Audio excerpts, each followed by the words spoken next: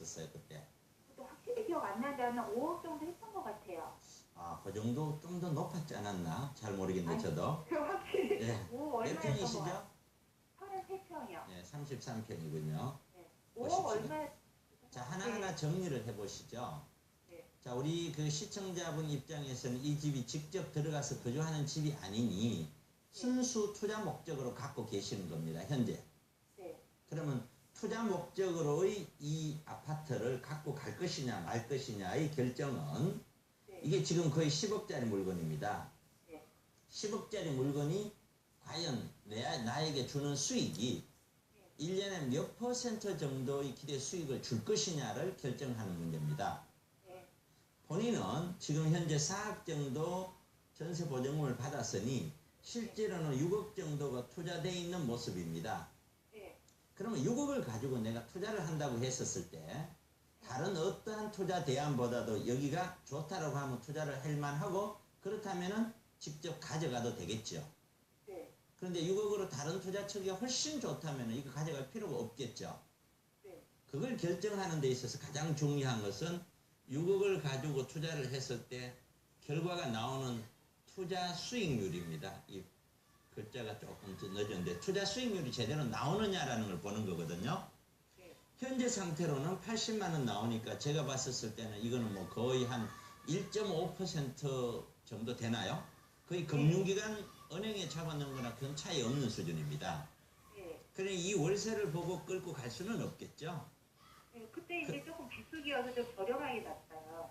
네, 조금 더 올라간다고 해도 네. 월세 수익으로 얘를 만족시킬 만한 투자 수익은 안 나올 겁니다. 만족시킬 만한 투자는 일반적인 투자는 보통 한 4%에서 5% 가까이 정도 되는 투자가 일반적인 시중에 있는 투자 물건들입니다. 어떤 형태로든 차익형이든 수익형이든 우리가 목표를 하는 것이요. 근데 우리가 투자를 하면서 남들보다 좀 더 잘하는 투자를 가겠다 하면은 그보다는 높아야 되겠죠. 그래서 예를 들어서 한 6% 이상은 되는 투자가 되어야 되겠다라는 목표를 잡으면은 6%를 잡으면은 1년에 3,600만 원 만큼 계속 수입이 들어와야 되는 겁니다. 네. 그러면 1년에 3,600만 원 어치 월세로서 들어오든지 가격이 오르지 않더라도요. 아니면 일부 월세 더하기 시세 차이 가격이 그만큼 올려주든지 그래서 합쳐서 이 정도는 되든지 그러면 가져갈 필요가 있죠. 네. 근데 그게 아니라면은 매도죠. 이해 가시죠? 예. 예, 그렇다면은 과거에는 얘가 저렴하게 분양을 했고 또 금융위기를 거치면서 얘는 그래도 신축에 해당되는 건물입니다. 2008년도에 준공이 됐으니까요. 네.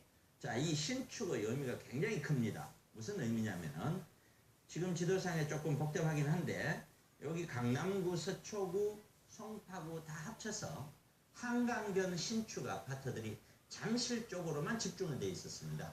네.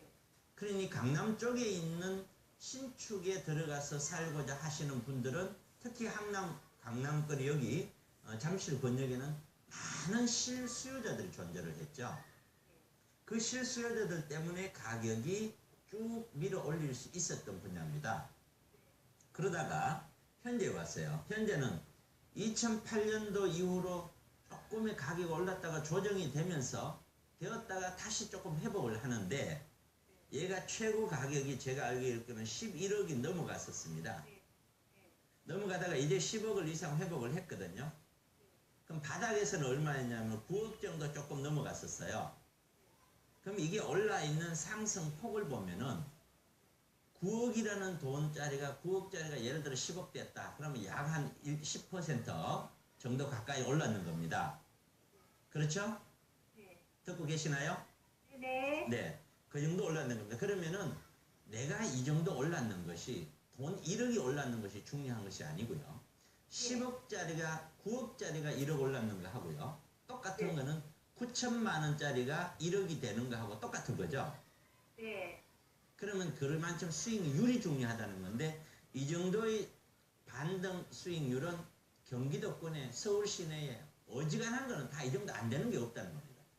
네. 그러니까 결국 얘 물건이 그렇게 좋은 게 아니란 뜻이죠. 회복 과정에서도. 아, 이해 가시죠? 예, 그러면 네. 그다음 또 미래적으로 봤었을 때 얘는 왜 미련을 갖고 계시냐면은 옆에 있는 123층이 들어오면 좋아지지 않을까? 네. 옆에 잠실 운동장하고 여기에 한전 부지에 마이스 산업이 들어오면 좋아지지 않을까? 그 기대 때문에 갖고 있는 거예요. 네. 그러면 그 기대가 충족이 되려면은 얘만 충족이 되면 얘는 좋은 거예요. 근데 전부 다 같이 충족이 되면은 얘만 좋은 이유가 없죠. 네. 그러면 현재 가격이 압구정동이나 이 강남구 쪽에 해당되는 이쪽 시세하고 이쪽 시세는 약 한 2, 3억 이상 차이가 납니다. 네. 그러면 이러한 산업으로 인해서 얘가 더 역전시킬 수 있는 그런 모멘텀이 존재하느냐? 그렇지 않다는 거죠. 그거는 모든 강남구에 있는 주 타겟 대상으로 하고 있는 이쪽에 있는 수요청이 마음이 심리가 모든 게 그렇게 돌아서야 되는 거죠.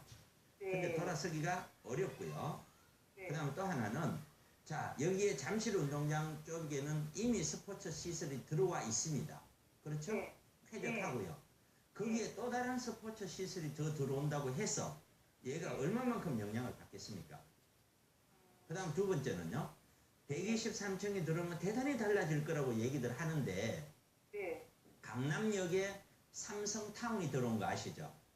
네. 삼성타운이 들어와서 달라진 것은 주변에 있는 상업시설들이에요. 네. 상업시설들이 평당 1억 가던 것이 땅값이 평당 3억대까지 뛰었어요. 빌딩들이. 네. 아파트는요. 지금 네. 삼성 본관 뒤쪽에 있는 아파트 시세가 잠실 아파트 시세 정도 수준밖에 안 돼요. 네. 그러면 그게 뛴 겁니까? 안 뛴 거죠. 네. 고로 이러한 건물이 주거 시설에 그렇게 영향을 미치는 요인은 굉장히 미미하다는 겁니다. 그러니까 그런 거를 크게 기대하면서 끌고 갈 일이 아니다라는 거죠. 결론은 투자 물건으로서 제가 보는 눈은 그렇게 투자 금액 대비해서 실효성이 없다라고 저는 보는 겁니다. 그러면 만약에 매도한다 그러면 시점은 어느 정도 되는 거예요? 지금부터요. 지금부터? 그럼요. 어차피 매도를 하는 거는 다음에 다른 좋은 투자처 방향을 설정을 했기 때문에 가는 거예요. 그렇죠? 네. 그런데 기다릴 이유가 없죠. 거기까지 정리하겠습니다.